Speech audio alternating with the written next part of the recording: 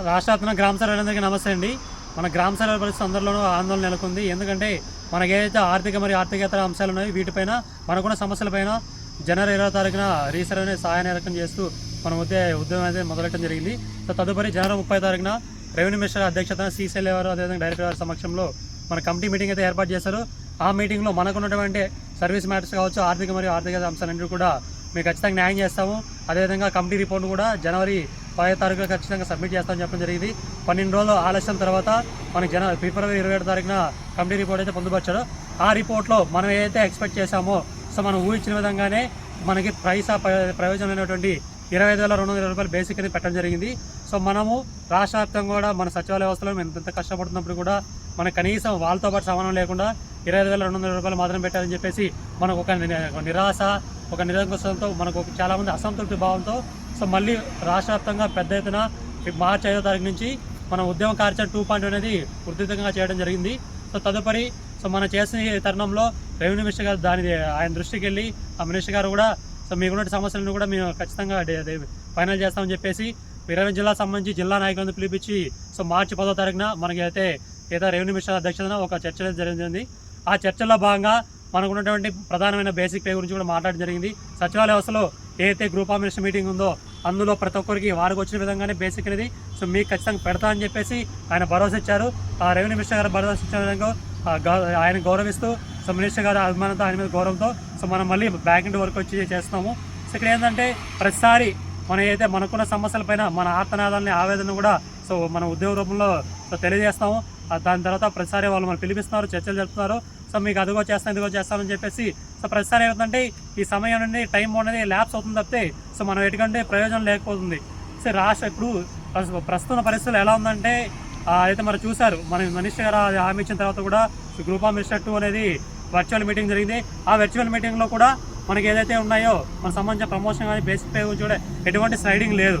ఇలా మీటింగ్ జరుగుతున్నాయి, అది క్యారీ ఫార్వర్డ్ అవుతుంది. కానీ మనం ఇప్పుడు కూడా కనీసం ఒక ఫైల్ కూడా మనం మూవ్మెంట్ అవ్వాలని చెప్పేసి ఏదైతే సభ్యుల్లో కావచ్చు, జిల్లా నాయకుల్లో కావచ్చు, రాష్ట్ర నాయకులు అందరిలో కూడా ఉన్న ఒకటి మీలో నాలో ఉన్న అందరిలో ఉన్న ఒక డైలమా ఏంటంటే మనం ప్రతిసారి మనకున్న సమస్యపై మనం ఇంత అంటే మన సర్వే పరంగా ఇంత వర్క్ చేస్తున్నాం, వర్క్ ఓరియంటెడ్గా టెక్నికల్గా చాలా హార్డ్ వర్క్ చేస్తున్నాం, అన్ని పనులు చేస్తున్నప్పటికీ ఇంత ఉద్యమాలు చేస్తున్నప్పటికీ కూడా మనకి ఎటువంటి అంటే కనీస పురోగతి కూడా లేదు.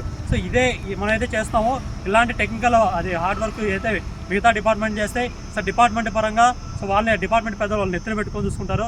అదేవిధంగా యూనియన్ పరంగా మన అయితే విలేకరుల సంఘం ఏదైతే చేస్తుందో ఇదే వర్క్ వేరే యూనియన్ చేస్తే వాళ్ళకి గుడి కూడా కట్టించే దాఖలాలు ఉన్నాయి.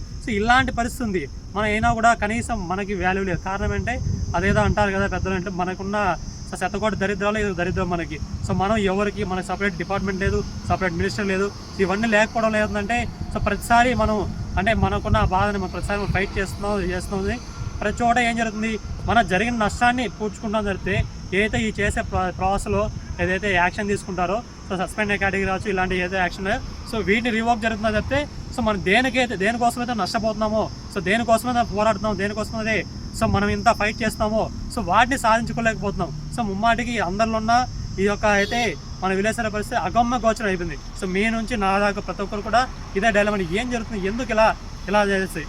దీని గురించి మళ్ళీ ఒకసారి మనం మళ్ళీ డిపార్ట్మెంట్ పెద్దలతో కావచ్చు, రెవెన్యూ మినిస్టర్ గారితో కావచ్చు, వాళ్ళతో కలిసి ఖచ్చితంగా మనం ఏదో ఒకటి ఫర్దర్గా ప్రొసీడ్ అని చాలా ప్రయత్నం చేస్తాము. మన ఆ చర్చలు జరిగిన తదనంతరం మన అయితే రెవెన్యూ మినిస్టర్ గారు సారు ప్రభుత్వ కార్యకలాపాల్లో బిజీ అయిపోయారు. అదేవిధంగా మన డిపార్ట్మెంట్ కమిషనర్ గారు కూడా తమిళనాడు ఎలక్షన్లో ఉండి ఎలక్షన్ డ్యూటీకి వెళ్ళిపోయారు.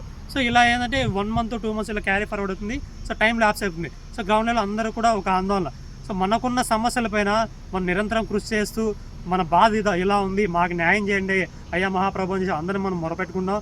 మనకి న్యాయం చేయకపోగా మన యొక్క హక్కులు నెరవేర్చకపోగా ఇక పరిస్థితి ఎలా ఉందంటే రివర్స్ అవుతుంది. రిటర్న్ గిఫ్ట్ ఇస్తున్నారు. ఎలా ఉందంటే ప్రతిదానికి వీఆర్ఓలో చేయకుండా ఆ విలేకరుల యాక్షన్. అదేవిధంగా ఏదైతే రీసర్వే ఉందో రీసర్వే డిలే అయినా కూడా సర్వేర్ మీద యాక్షన్.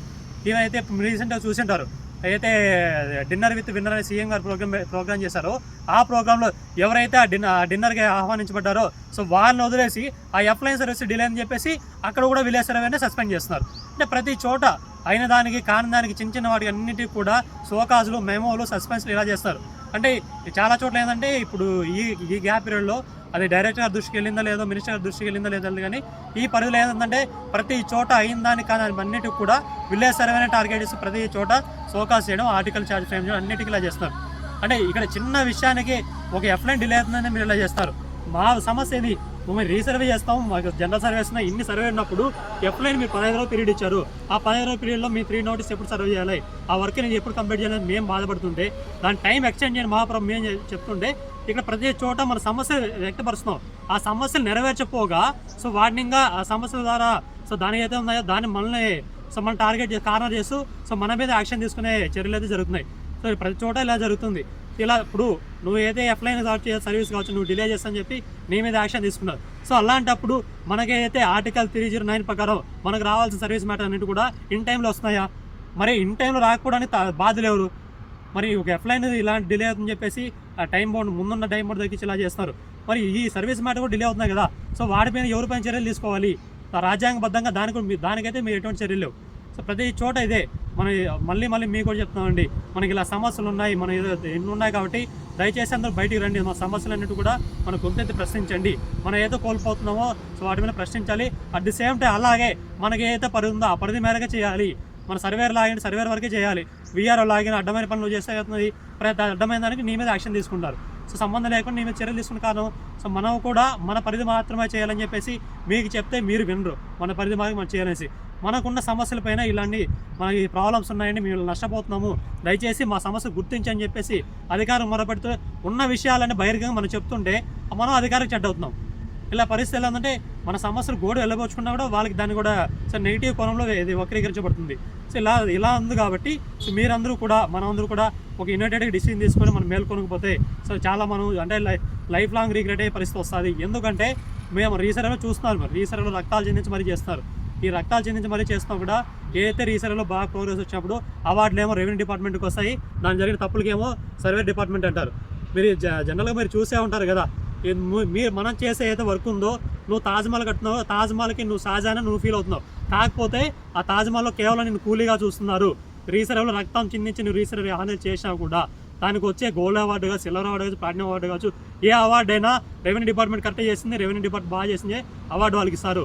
అందులో వచ్చే ఏదైనా తప్పు ఉందంటే సర్వేర్కి ఇస్తారు. మీరు క్లియర్ కట్ ఎగ్జాంపుల్ చూస్తారు. ప్రతిసారి ఎస్ఓపి మారడం, ఎస్ఓపి ప్రతిసారి వాళ్ళకున్నటువంటి ఏదో పరిధి ఉందో అవి దాటి కూడా వచ్చే తప్పులన్నింటి కూడా సర్వే మీద వస్తున్నారు. ఈవెన్ ప్రతి దాన్ని కూడా సో నోటీస్ సర్వే చేయకపోతే అది సో రెవెన్యూ డిపార్ట్మెంట్ బాధ్యత ఉంది. సో దానికి సర్వేర్నే సస్పెండ్ చేయడం. సో ఏదైతే క్లిరికల్ కరెక్ట్ వచ్చినా, ఆర్ఓఆర్ఎస్ వచ్చినా, ఏది వచ్చినా కూడా సర్వేర్ని మాత్రమే బలి చేస్తారు. సో ఇలాంటి ధోరణి మనం దాన్ని అరికట్టాలంటే సో మనం ఫైట్ చేయాలి. ఇలానే పోతున్నామంటే మన విలేజ్ సర్వేర్ కావచ్చు, సో మన భవిష్యత్తు కావచ్చు, మన డిపార్ట్మెంట్ భవిష్యత్తు కావచ్చు, సో అన్నీ కూడా అంధకారంలోకి వెళ్ళిపోతాయి. ఎందుకంటే సో రోజుకి మన స్థాయి దిగజారిపోతూ సో మన సమస్యలో మనం నెట్టమైపోతున్నామంటే ఆటోమేటిక్గా మన డిపార్ట్మెంట్ కూడా అదం స్థానానికి వెళ్ళిపోతుంది. సో దీన్ని కూడా మనం తిప్పుకొట్టే చర్యలు అయితే మనం తీసుకోవాల్సిన అవసరం అయితే వచ్చింది. కాబట్టి మనకైతే అంశాలను వీటన్నిటి మనం పోరాడుతున్నాం. సో ఈ తరుణంలో కూడా వాళ్ళ ఏదైతే డిపార్ట్మెంట్ పెద్దలు కలవాలని చూస్తున్నామో, మీకు తెలిసిన విషయమే డైరెక్టర్ గారు ఇలా ఎలక్షన్ డ్యూటీ మీద వెళ్ళారు. సో రీసెంట్గా లాస్ట్ సండే రోజున అంటే 20 తారీఖున సో మా సార్ గారికి మార్చి 20 తారీఖు ఏప్రిల్ 20 తారీఖున మన డైరెక్టర్ గారు కాల్ చేసి ఇలా ఫోన్ చేశారు. అంటే మీకు ఇలా మీ రీసర్వే జరుగుతుంది, రీసర్వే కూడా సో కెరీర్ ప్రోగ్రెస్ అయితే కొంచెం బాగా చేస్తున్నారు. సో అలాగే మీ సమస్యలు ఏదైతే ఉన్నా కూడా సో వాటిని కూడా మనం చర్చిద్దాం. నేను మే 5వ తారీఖున వస్తాను. వచ్చిన తదుపరి సెకండ్ వీక్ ఏదైతే ఉందో మే సెకండ్ వీక్ రోజున సో మనం అందరూ కూర్చుందాం. మీ సర్వీస్ మ్యాటర్ కావచ్చు, మీకు ఇతర సమస్యల గురించి కూడా సో మాట్లాడి ఒక కన్ఫైడ్ డిసిషన్ తీసుకొని మీకు ఖచ్చితంగా న్యాయం చేస్తాను. అంటే న్యాయం అంటే ఇన్ ద సెన్స్ ఆఫ్ నా పరిధి లేదో న్యాయం చేస్తానని చెప్పడం జరిగింది సార్. సో సార్ కూడా మేము చెప్పాము, సో రీసర్వే బాగా జరుగుతుంది. ఈ రీసర్వేలో కూడా మా వాళ్ళు అంటే మీరు వెళ్ళిన తర్వాత చాలామంది ఇట్లా స్ట్రగుల్ అవుతుందండి. సో రీసర్వేలో అంటే చాలా కష్టం ఫేస్ చేస్తున్నారండి.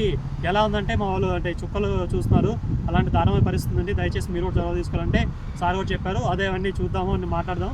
మీరు మే 2వ తారీఖు రండి, మే సెకండ్ వీక్ రండి. సెకండ్ వీక్ వచ్చిన తర్వాత కూడా మనం అన్నీ అన్నీ డిస్కస్ చేసుకొని సో వాటి పరంగా మీకు ఖచ్చితంగా మీకు న్యాయం చేసే విధంగా నేను చర్యలు తీసుకుంటాం. ఇప్పటికే చాలా లేట్ అవుతుందని చెప్పేసి మన డైరెక్టర్ గారు చెప్పారు.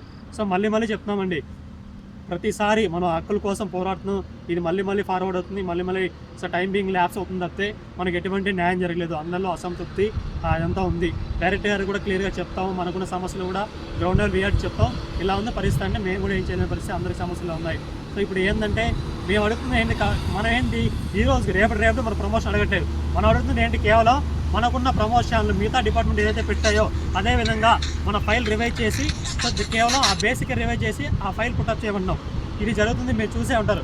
మనం ఏదైతే రీసెంట్ ఫేజ్ 4 ఉందో ఫేజ్ 4 అప్పటి నుంచి స్టార్ట్ చేస్తాం. ఫేజ్ 4 ఎప్పుడైతే మొదలైందో ఆ మొదలైన ఫేజ్ 4 నుంచి మనం ఉద్యమాలు మొదలెట్టాము. అదేవిధంగా ఫేజ్ 4 కంప్లీట్ అయ్యి ఫేజ్ 5 కూడా ఎంటర్ అవుతున్నాం. కానీ అయినప్పటికీ కేవలం ఒక ఏదైతే బేసిక్ ఫైల్ ఉందో ఆ ప్రమోషన్ ఫైల్లో ఒక బేసిక్ నెంబర్ ఆఫ్ డిజిట్స్ అంతే. ఆ డిజిట్స్ ఎడిట్ చేయడానికి అంటే ఒక తరం అయితే ఎండ్ అయిపోతుంది. 4th ఫేజ్ నుంచి 5th ఫేజ్ కూడా వచ్చేస్తుంది. ఒక డిజిట్ మాత్రం ఒక ఫైల్ మాత్రం ఎడిట్ చేయలేకపోతారు. అదే మనం మాత్రం రీసెంట్గా గ్రామాలు కంప్లీట్ చేసేస్తున్నారు. ఇదెక్కడ న్యాయం అండి? సో కాబట్టి వాళ్ళు చిన్న విషయాన్ని కూడా ఇంత టైం తీసుకున్నాం. మరి రీసెంట్గా మాత్రం ఆర్ఎన్ఎస్లో ఇబ్బంది కష్టపడి చేస్తారు. మరి అంత కష్టపడుతున్నాం, మనకంటే ఆ గుర్తింపు ఉండాలి కదా. సో మనం కోరేది కొంచెం కోరట్లేదు. మనకున్నటువంటి సచివాలయ అందరితో ఏదో సమానమైన బేసిక్ పైన మనం కోరుతున్నాం. సో దీనిపైన స్పష్టమైన హామీ ఇచ్చి ఈ నెలాఖరులో ఎటువంటి సో మనకు పురోగతి లేకపోతే సో ఇప్పుడు కూడా మనం ఖచ్చితంగా ఎటువంటి ఏదో ఒక నిర్ణయం తీసుకోలేని పక్షంలో వన్స్ ఈ రీసెర్చ్ కంప్లీట్ అయిపోతే దారుణం ఉంటుంది మన పరిస్థితి. ఎలా ఉంటారంటే మీరు సాధారణంగా మీరు ఏదో ఒక సామెత వింటుంటారు, అంటే నీ పని ఉన్న వరకు నిన్ను రామలింగం అన్నావు, పని అయిన తర్వాత నేను బోర్డింగ్ అన్నా, అలా పరిస్థితి అవుతుంది. సో పని వన్స్ రీసెర్చ్ కంప్లీట్ అయిన తర్వాత మీరు ఏం చేసుకుంటారు, మీరు చేతనం చేసుకుంటారు. కానీ మనకి ఎటువంటి సమస్యలు అయితే తీరవు. ఇలాంటి ఆందోళన అనేది సో అందరి గ్రౌండ్ లెవెల్లో సో నీతో సహా నాతో సహా అందరికీ ఉన్నది. వన్స్ రీసెర్చ్ అయితే మన పరిస్థితి అగయమ గోచరం అవుతుంది. సో ప్రతి దాని ప్రమోషనల్ క్లారిటీ లేదు, బేసిక్ క్లారిటీ లేదు. మన అయితే రేషన్ ప్రక్రియ ఉందో ఆ ప్రక్రియ దేని మీద క్లారిటీ లేదు. సో అన్నీ క్లారిటీ లేకపోగా సమస్యలు తీరకపోగా కొత్త సమస్యలు సృష్టించబడుతున్నాయి. కాబట్టి వీటన్నిటి కూడా త్వరలో ఎటువంటి మనకి నిర్ణయం ఎటువంటి రిజల్ట్ లేని పక్షంలో అందరూ యూనిటెడ్ డిసిజన్ తీసుకొని సో ఏదైతే రానున్న జూన్ నుంచి ఖచ్చితంగా మనం ఈసారి చావురేవో తాడుపేట తేల్చుకునే విధంగా ఉండాలి. అలా ఉంటేనే ముందుకెళ్ళగాలి. సంఘమైనా సభ్యులైనా ఎవరైనా కానీ అలా ఉంటేనే చేయాలి. లేదంటే ఎవరు కాడు ఏమైనా తెలియపోతారు. సో ఖచ్చితంగా ఈసారి మళ్ళీ చెప్తున్నానండి, ప్రెసిడెంట్ గారు కావచ్చు, రాష్ట్ర కార్యవర్గం, జిల్లా కార్యవర్గం కావచ్చు, సభ్యులు కావచ్చు, ఎవరైనా ఈసారి సో మనం హక్కులు తెచ్చుకునే విధంగా మనం ఫైట్ చేద్దాం. సో ఈ ప్రాసెస్ సస్పెండ్ అయినా శాలరీలు అయినా ఏమైనప్పుడు కూడా ఉంటే అది అంటే అది సాధించుకునే విధంగా ఉండాలి. లేని ఊడితే అందరూ 10,000 మంది ఉద్యోగాలు ఊడిపోయే విధంగా ఆ విధంగా మనం ఫైట్ చేయాలి. ఆ చేసే విధంగానే మనం ముందుకు వెళ్దాం.